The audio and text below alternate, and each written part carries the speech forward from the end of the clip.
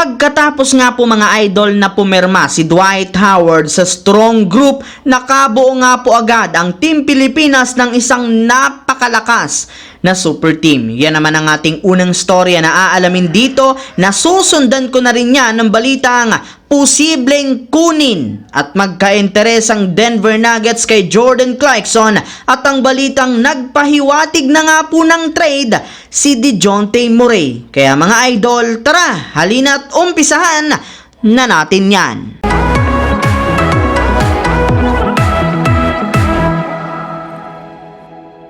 Napakadali nga po mga idol na kumalat sa social media ang balitang pumirma na ang dating NBA superstar na si Dwight Howard sa Team of Philippines para sa darating na 2 weeks Dubai International Basketball Championship na magsisimula sa katapusan ng Enero. Pero hindi lang naman nga si Howard ang malaking pangalan na kinuha dito ng Pilipinas, gayong may ilan rin naman nga pong mga dating NBA players ang makakasama niya, katulad na lamang ni Nick Young, Shabazz Mohammed, Rinaldo Balkman, at ang dating naturalized import ng Gilas na si Andre Blatch. Yes mga idol, tama nga po ang inyong narinig, 5 dating NBA player ang maglalaro para sa Team Pilipinas. Kaya ika nga'y mukhang nakabuo sila ngayon ng isang bagong napakalakas na super team para sa Dubai International Basketball Championship. Biro pa nga po ng ilang mga fans, ibigay na lamang sa Pilipinas ang tropeyo. Samantala, pumunta naman tayo sa ating pangalawang storya sa balitang posibleng pagkuha ng Denver Nuggets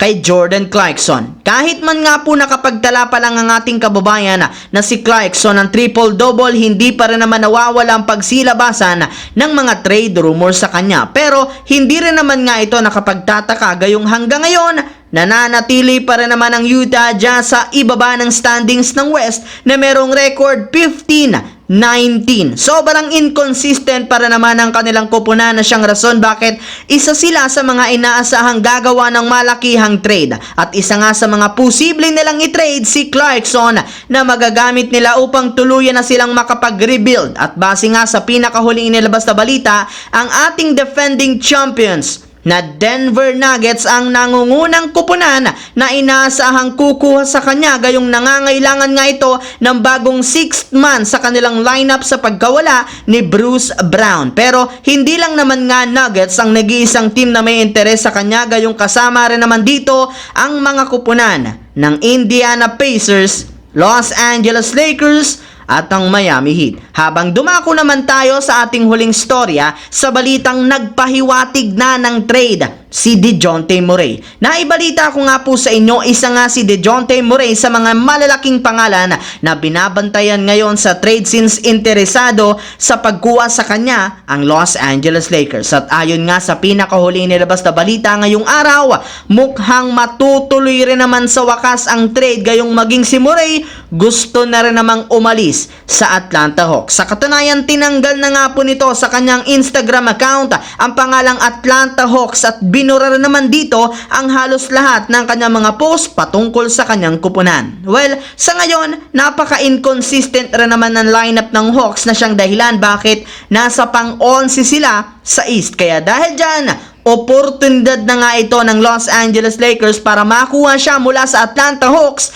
sa isang trade. So that's it mga idol, ang ating bagong video ngayon dito na ating pinag-usapan ngayon. Once again, this is your J-Zone TV. Huwag kalimutang mag-like at syempre mag-subscribe na rin. Pindutin ang notification bell sa akin channel para lagi kayo maging updated sa mga videos na pinapalabas ko. Isang malaking shout out sa lahat ng solid na laging nanonood dyan. Thanks for watching mga idol. Hopefully, nag-enjoy kayo ngayon.